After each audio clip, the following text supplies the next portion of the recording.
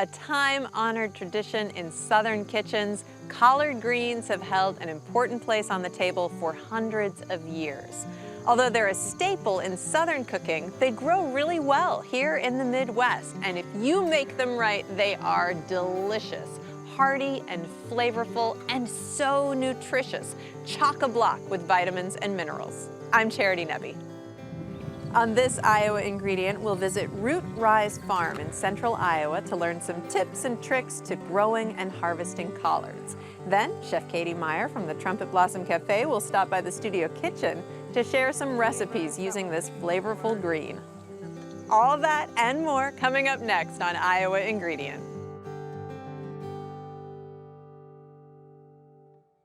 Funding for Iowa Ingredient is provided by the W.T. and Edna M. Dahl Trust, Chef Lisa Laval of Trellis Cafe and the River Center, and Chef Michael Laval of the Des Moines Embassy Club. For more than 100 years, the Des Moines Embassy Club has provided a place to dine, celebrate, and do business, located in downtown Des Moines and in West Des Moines. And Friends, the Iowa PBS Foundation.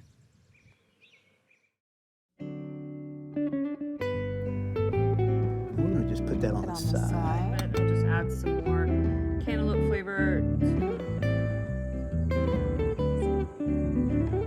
Chef Katy, you've done it again. Thank you so much. Try that. Cheers.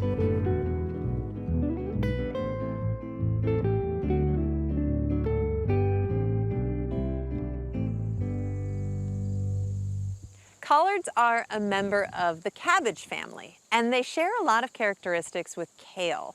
In fact, a lot of people use them interchangeably or prepare them in the same ways. Collard greens have big fan-like leaves, and they have these tough stems that need to be removed before they're cooked. Now, on their own, they're a little on the bitter side, but add some vinaigrette, braised, sautéed, or stewed, the flavor becomes mild, and they may just be the star of your next favorite dish.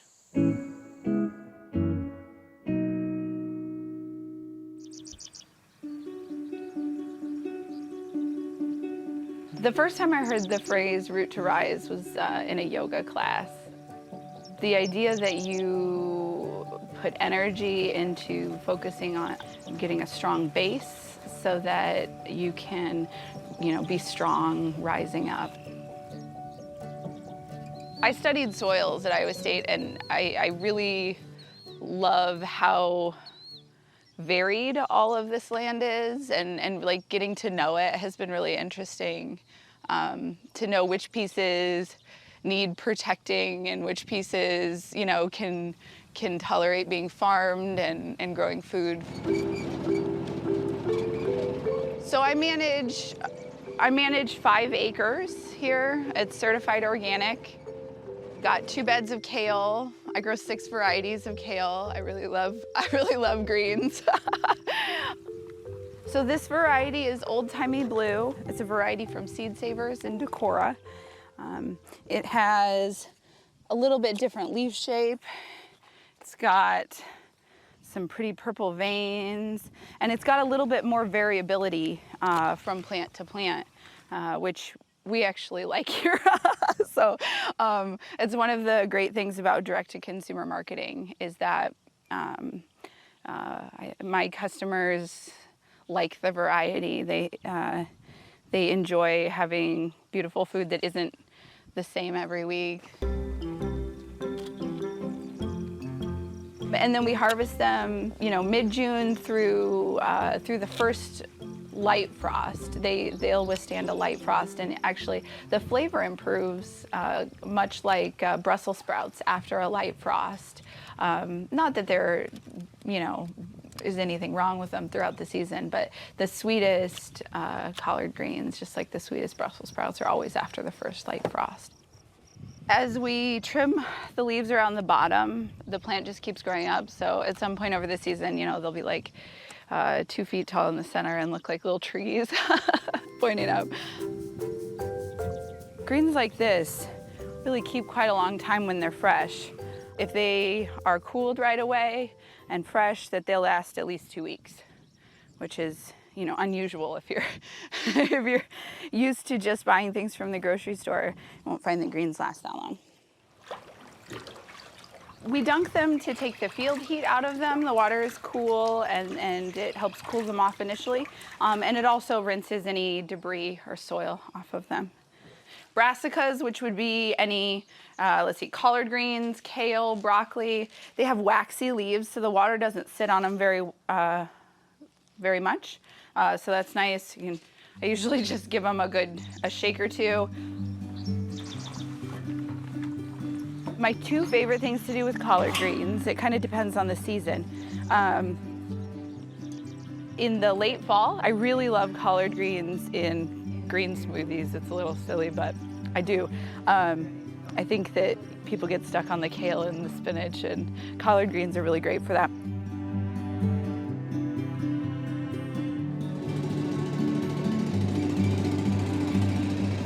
My favorite days are harvest days, for sure, yeah. Sometimes it's really hard. Farming is hard, but on harvest days and CSA pack days, getting to pack shares and distribute them to members and have little conversations with the members as they come pick up their food and see what they liked last week and see what they're looking forward to this week. And for me, that bounty, that, seeing all that the hard work has produced and seeing the people that it goes to and feeds is really important, and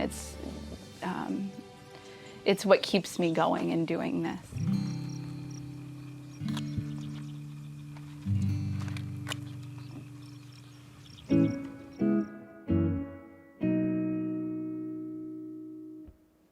And now I'm here in the kitchen with Chef Katy Meyer. Welcome back to the show. Thank you.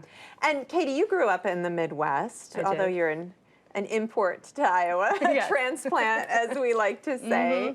But you've really fallen in love with this state. What do you like about living here? Yeah, I feel like it's just a really comfortable place to be as far as my surroundings and the people in the community and the way I feel supported by my peers and the people I've gotten to know and the institutions I've gotten to know. And I feel like it's an exciting place, but a safe place at the same time. And I don't know, there's just something about the rolling green prairies that feels very just inviting and comfortable and cozy, but you still got your kind of wide open spaces, and it's lovely. That's actually one of my favorite things about this show, is that we really do get to showcase maybe the subtle beauty of our state, which I do think is incredibly beautiful. But as someone who has a restaurant and cooks food for the community, you're part of that community building. I mean, you're part of what created that sense of community, not just for you, but for so many others. Yeah, it's that I feel a much more responsibility when you put it that way, but yes. I also think there's a humility to the Midwest that I appreciate that I take on too.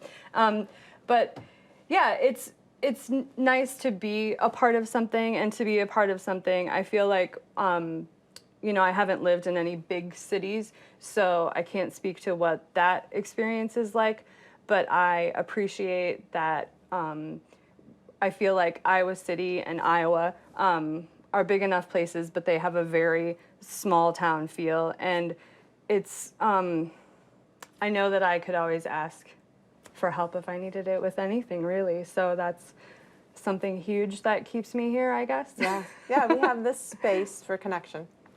Yeah. Well, we are going to cook with some collard greens today, which I am super excited about because, I mean, obviously this is a regional food. This is something people in the southern United States have known and loved for generations and generations, and I didn't eat them until I was an adult. Me neither. And I love them now. So this is very exciting. Great. And why don't we get cooking? All right. All right, we have some beautiful collard greens here. What are we going to make? So we're just going to do a very simple stewed collard greens, and we're going to do a vegan version, so we're going to use some different flavor enhancers that maybe you haven't seen before or have. And a lot of people would throw bacon into this, and that's totally fine too. If that's your jam, then you do that. So we have a pan going over here, medium heat. We're gonna get some onions and garlic started, and then I'm gonna show you how to chop up the collard greens. Here's just some vegetable oil, and then I have a little olive oil too for flavor. And just some yellow onion and some garlic. And I'll put a little salt and pepper on that. And we'll let that go. I'll let you stir it up a little bit. And we'll let that cook while we're talking about the greens. All right. And I think some people are intimidated by collard greens because they get those giant leaves and they think, what do I do? Right. So you can always treat it like you treat kale. I don't know if people, I feel like people are more familiar with kale than they are collard greens. That's kind of how I approach it. It's really great. So we're gonna cook the heck out of it, but it's really great raw too, just like very thinly sliced and massaged with some oil and vinegar or whatever you like. So you can definitely eat it raw, but we're gonna cook it. So there's a couple different ways we could do this. You could put it like face down, I'd say, and then just run your knife along the stem. Or you could kind of fold it over and tear it off the stem. So there's a couple different ways to do it. I find this to be quicker. So this is generally what I do. You can see you don't get like exactly all of the green off of there. And then again, I'm just gonna rough chop this. We could get super fancy, and here, if you wanted to do it raw, wasn't planning to do this, but I'll just show you what I would do. So then you would just run your knife like this and make really thin ribbons. Right. So even though it's kind of a tough, chewy green, if it's that thin, it's going to soften up, especially with a little oil and vinegar. Exactly. Yeah. Nice. Yeah. And these are all ready to go. So why don't you stir that up a little bit more?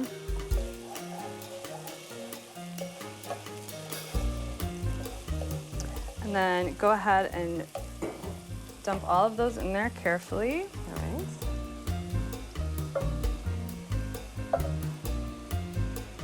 And they'll cook down a lot, right? A lot, Yes. right? Yeah, they will. You can start with a lot of collard greens. Uh-huh.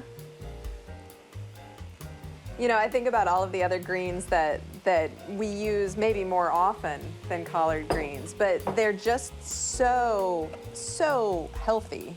Yeah, they're really vibrant and super nutritious. You know, you could eat, 3 leaves and you'd be set for the day and some nutrients. So just a little salt and pepper and chili flake on there. And then I'm gonna stir this up and then we'll add everything else. It's nice to use tongs to kind of get the greens on the bottom of the pan there. And you can see them already reducing. Yes. They cook down a lot. They're steaming now, and then we're gonna add a bunch of liquids, so they're gonna kind of braise almost, or stew. So now we'll come in with some white pepper, which I gotta tell you, I'm not a huge white pepper fan, but in certain things, I like to use it. It has a really distinct taste, I feel like. And here's some smoked paprika.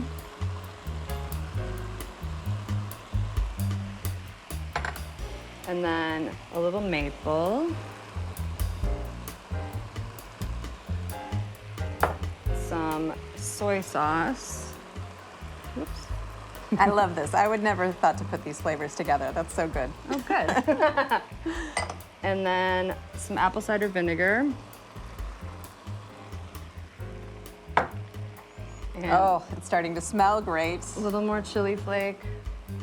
A That little more smoked salt and paprika pepper. has such a lovely aroma. Yeah, it kind of adds that signature taste that we're going for.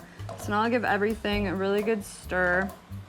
And then I'm gonna add some water and we're gonna cover it and let these cook down over medium-low for about half an hour. And they're gonna darken up a lot and they're gonna release some liquid and they're gonna absorb the flavors that we're looking for. And then we'll come back to those. When they're done, I'll just add that water and cover it up. All right. There we go.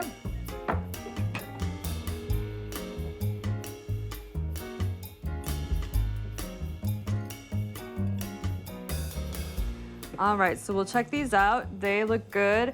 They've cooked down quite a bit, Yeah. as you can see. So this was about 2 bunches that we started with.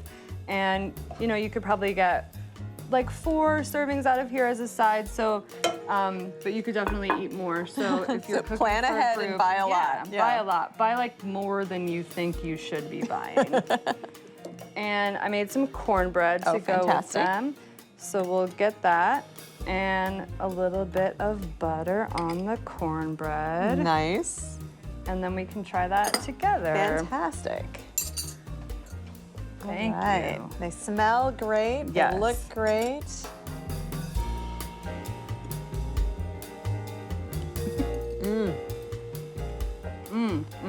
Wow. So savory. The way everything plays together, the maple, the spice, the vinegar, so good. Absolutely. Oh, Chef Katy, thank you so much. Thank you.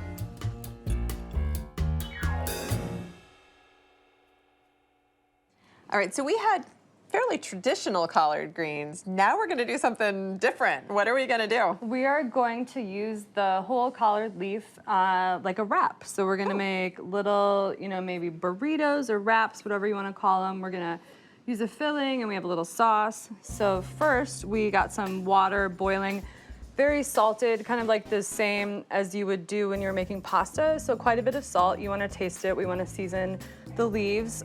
So that's going. And then we also wanna have ready here ice water, so cold water with ice. And then we also added some more salt to this and some apple cider vinegar, like enough that you wanna taste it again to flavor Okay. the leaves. Nice. So, All right. and then what we wanna do just very quickly, we are gonna prep these leaves, cut the stem off, and then carefully just take your knife and kind of make this so that it will lay flat, so it'll be a lot easier to roll. Right, and that would have been a little tough to chew. Yeah, exactly. A little more palatable. So these leaves are actually kind of on the smaller side. You know, those kind of giant ones that you see would be perfect for something like this, but this just means our wraps are gonna be smaller. Dainty. Yes. Like us. Yes. So we'll just do 3 right now. You could do more at a time in the pot, but we'll just do 3. All right. So carefully, we'll put these in here, and very quickly, you're gonna see that they brighten. Yeah. And we don't wanna cook these very much at all. We're just like softening them so that they're pliable. So really, this is about all we need, plus they're smaller, they are a little more delicate. So I'm gonna pull this out. Immediately, we'll put it in the ice water to stop it cooking and to cool it down. And I love how that just heightens the green too. Yeah, it kind of makes it keep its color there. So then we don't want to waterlog it. You could leave it in there longer though if you needed. And then we're gonna take a clean towel and just blot it dry. You could use a paper towel, of course. So then we have our, you can feel that Yeah. it's like, Much more pliable. yeah.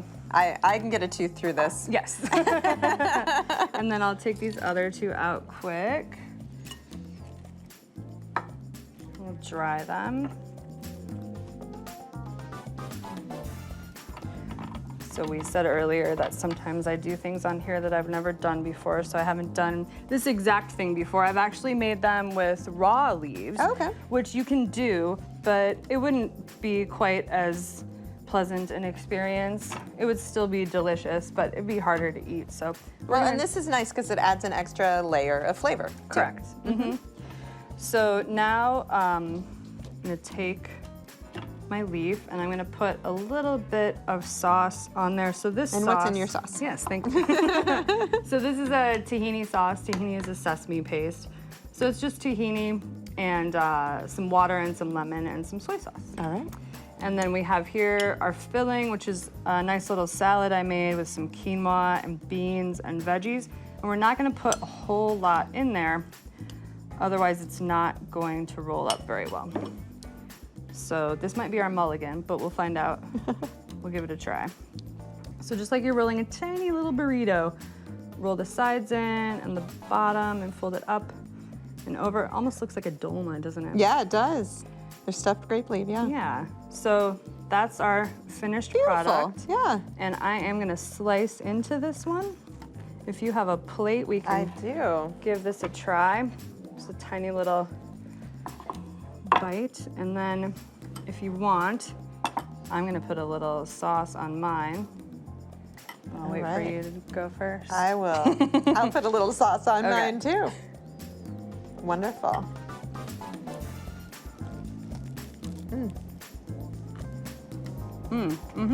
Yeah. I mean, it's a great salad, but the collard greens are just a little more savory. And I feel like I'm doing something really good for my body. Yes. This would Wrapped be, in a green thing. and what a great lunch to take on the go. Definitely, these would keep. Fantastic. Chef Katy, you've done it again. Thank you so much. Thank you.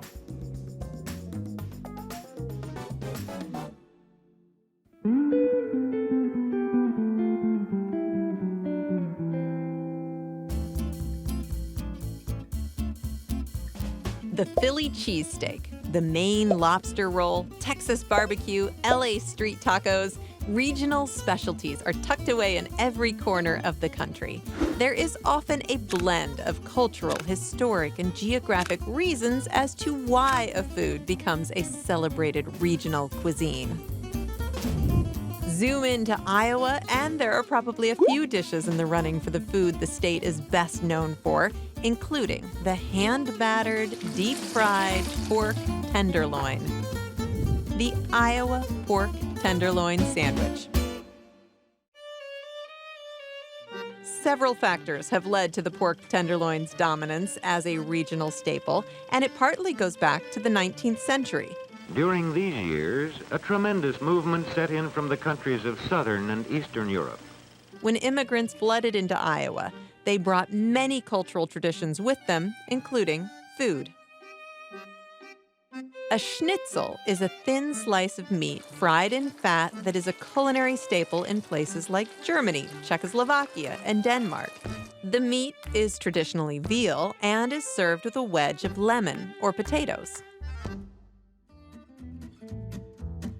The evolution of the schnitzel to the pork tenderloin sandwich was the result of German-Austrian cuisine, as interpreted with the ingredients available in the Midwest, pork instead of veal, transformed by a street food vendor with a bun added for convenience.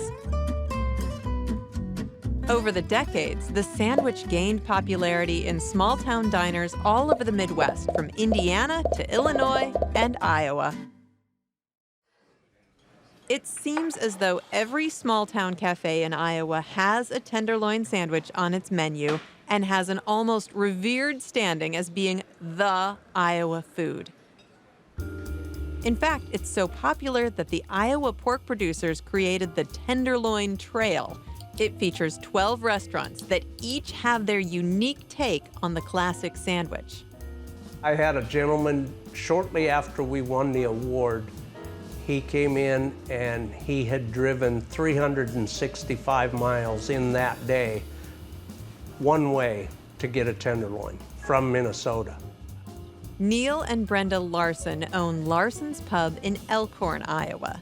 They won the coveted Best Tenderloin in Iowa award in 2007. They are also part of the Tenderloin Trail. And it's just been kind of fun. We get to talk to people that are going to other places, trying them, and they compare them, and it's just fun seeing how we compare with other places that are on the trail too.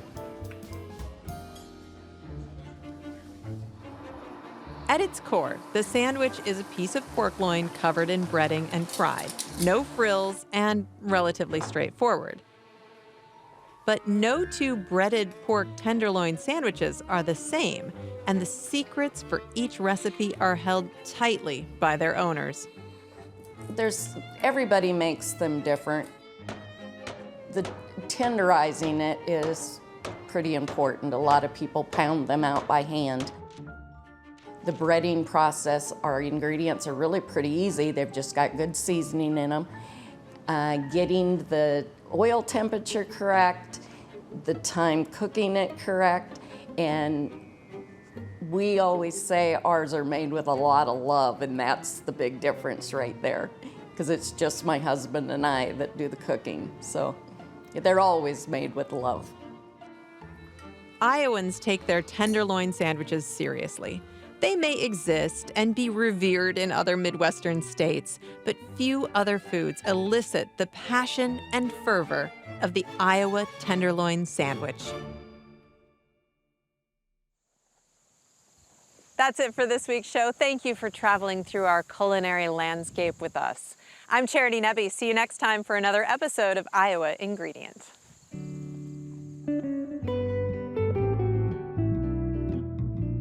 Keep in mind that circumstances are always changing, so please take a moment to check ahead if you're planning to visit a restaurant, farm, or event featured on the show.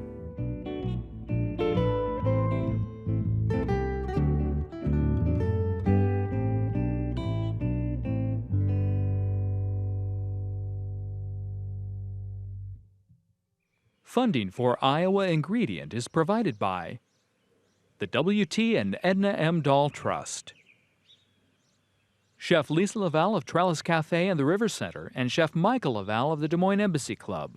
For more than 100 years, the Des Moines Embassy Club has provided a place to dine, celebrate, and do business, located in downtown Des Moines and in West Des Moines. And Friends, the Iowa PBS Foundation. Generations of family and friends who feel passionate about the programs they watch on Iowa PBS.